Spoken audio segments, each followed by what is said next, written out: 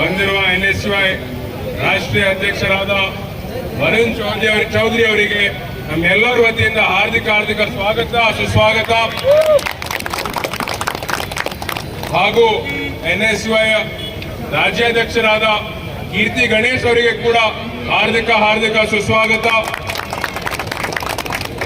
ಹಾಗೂ ಜಿಲ್ಲಾಧ್ಯಕ್ಷರಾದ ಸಚಿನ್ ಮಲ್ಕಾಪುರಿ ಅವರೇ, ನಮ್ಮ ರಾಷ್ಟ್ರೀಯ ಕೋಆರ್ಡಿನೇಟರ್ ಆದ ಫಿರೋಜ್ ಖಾನ್ ರವರೇ, ಹಾಗೂ ಎಲ್ಲ NSY ಪದಾಧಿಕಾರಿಯವರು, ಎಲ್ಲ ವಿದ್ಯಾರ್ಥಿನಿಯರು ಎಲ್ಲರಿಗೂ ನನ್ನ ವತಿಯಿಂದ ಹಾರ್ದಿಕ ಸ್ವಾಗತ. ಇವತ್ತಿನ ದಿವಸ ಒಂದು ಐತಿಹಾಸಿಕ ದಿನ ಇದೆ. ವರುಣ್ ಚೌಧರಿ ಅವರು ಡೆಲ್ಲಿಯಿಂದ ಬೀದರ್ಗೆ ಅವರು ಆಗಮಿಸಿದ್ದಾರೆ. ಬಹಳ ಒಳ್ಳೆ ರೀತಿಯಲ್ಲಿ ನಾವು ಈ ಕಾರ್ಯಕ್ರಮವನ್ನು ಹಮ್ಮಿಕೊಂಡಿದ್ದೇವೆ. ಜೈ ಬಾಪು, ಜೈ ಭೀಮ್, ಜೈ ಸಂವಿಧಾನ್ ಕಾರ್ಯಕ್ರಮ ನಾವು ಇವತ್ತಿನ ದಿವಸ ಮಾಡ್ತಾ ಇದ್ದೀವಿ. ಇದರಲ್ಲಿ ಇದೇ ದಿವಸ ಮಹಾತ್ಮ ಗಾಂಧೀಜಿಯವರು ಅವರ ಹತ್ಯೆ ಆಗಿತ್ತು.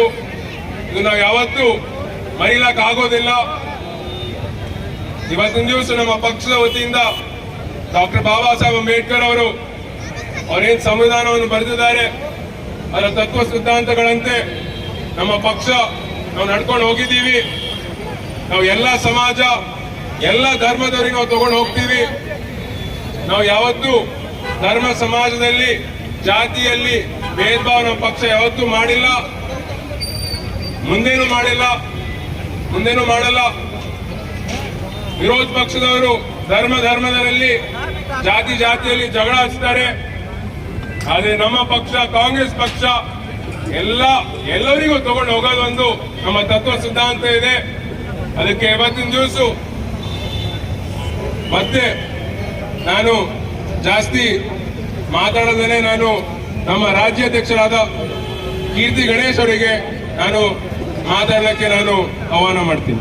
ರಾಷ್ಟ್ರೀಯ ಅಧ್ಯಕ್ಷರಾದ ವರುಣ್ ಚೌಧರಿ ಅವರಿಗೆ, ಇಲ್ಲಿನ ಸಂಸದರಾದ ಸಾಗರ್ ಖಂಡ್ರೆ ಅವರಿಗೆ, ಜಿಲ್ಲಾಧ್ಯಕ್ಷರಾದ ಸಚಿನ್ ಮಲ್ಕಾಪುರಿ ಅವರಿಗೆ, ಮತ್ತು ಎಲ್ಲ NSYನ ಪದಾಧಿಕಾರಿಗಳಿದ್ದೀರಾ, ಹಾಗೂ ಎಲ್ಲ ನನ್ನ ವಿದ್ಯಾರ್ಥಿಗಳ ಸ್ನೇಹಿತರಿದ್ದೀರಾ.